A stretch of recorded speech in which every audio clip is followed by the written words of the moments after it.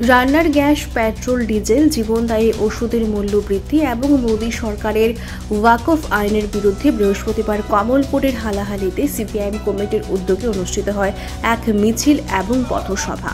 উপস্থিত ছিলেন ধলাই জেলার সিপিআইএম সম্পাদক অঞ্জন দাস, প্রাক্তন সম্পাদক সহ আর অন্যান্যরা।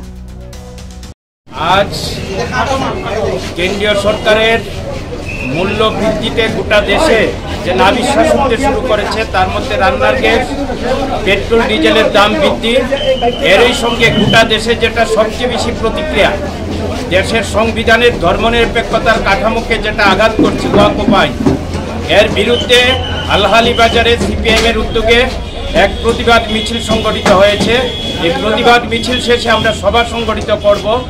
আমাদের দাবি হচ্ছে যে মূল্য বৃদ্ধিতে নাবিশ্বাস উঠতে শুরু করেছে, এমনিতে বেকারি তীব্র আকার ধারণ করছে, কৃষকদের অবস্থা খুব কঠিন, গোটা দেশে কৃষকের আত্মহত্যার সংখ্যা বাড়ছে। তাতে এই রকম একটা চরম অবস্থার মধ্যে জিনিসপত্রের দাম এটা বিপজ্জনক পরিস্থিতি তৈরি করছে। কেন্দ্রীয় সরকার মুখে এক কথা বলছে, কাজে আরেক কথা বলছে।